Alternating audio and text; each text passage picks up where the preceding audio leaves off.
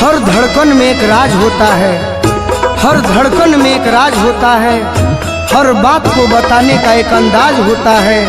जब तक ठोकर न लगे बेवफाई की, हर किसी को अपने प्यार पर नाज होता है।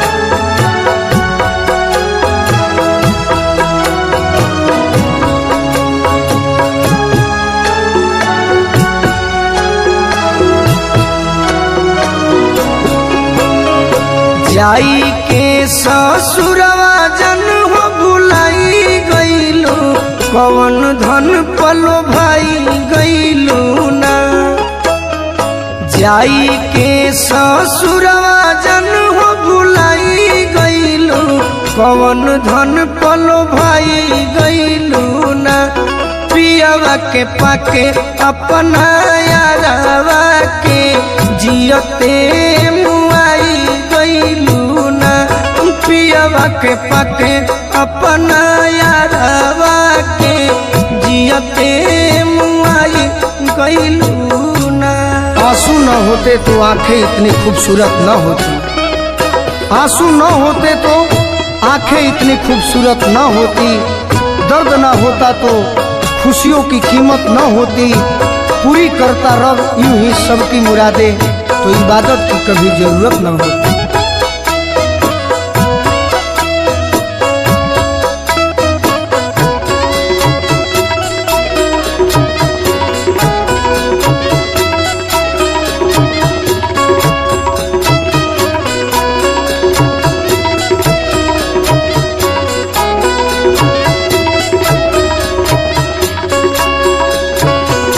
खींच दिहलू कपड़ा जैसे हमारा तू प्यार के, भइलू नीरदई कैसे भूल गईलू यार के।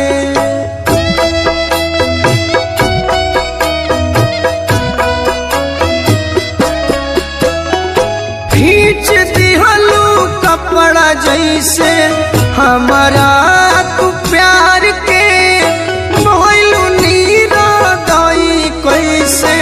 भूल गईलू यार के।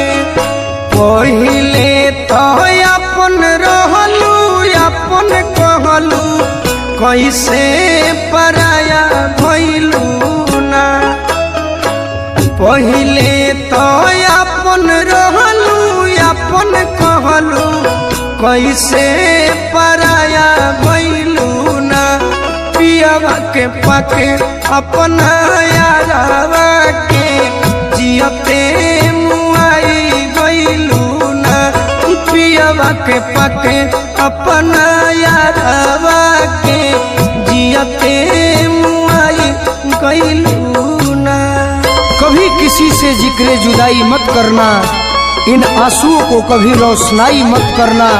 और जहाँ से जी न लगे वहीं से बिछड़ जाना, मगर खुदा के लिए बेवफाई मत करना।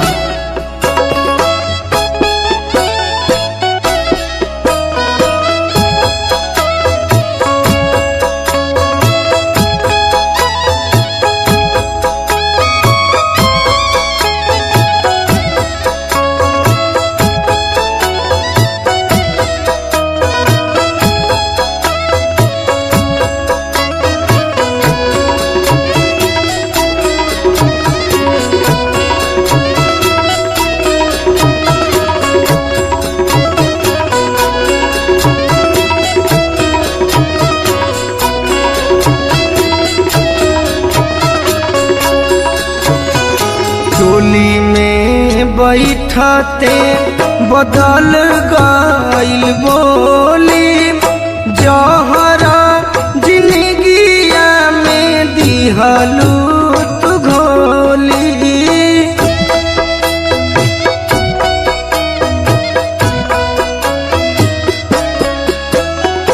डोली में बैठते बदल गईल बोली,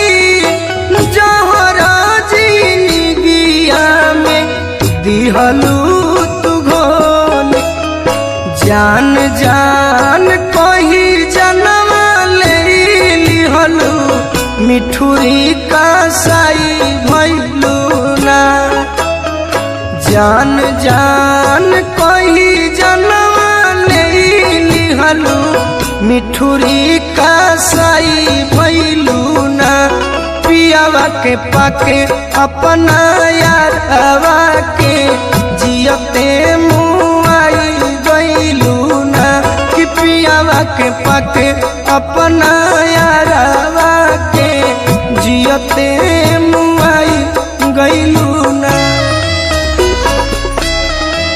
मेरे जीने के लिए तेरा अरमान ही काफी है, मेरे जीने के लिए तेरा अरमान ही काफी है, दिल के कलम से लिखिए दस्तान ही काफी है, तीर और तलवार की तुझे क्या जरूरत है नाज़िम, कत्ल करने के लिए तेरी मुस्कान ही काफी है।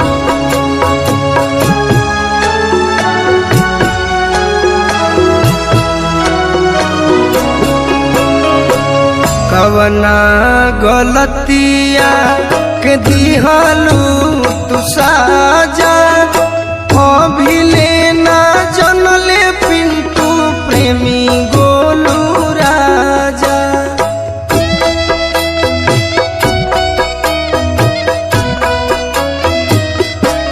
हो कवना गलतिया के दिहलू तू साजा अभी लेना जनले अंजनी हलचल गोलू राजा।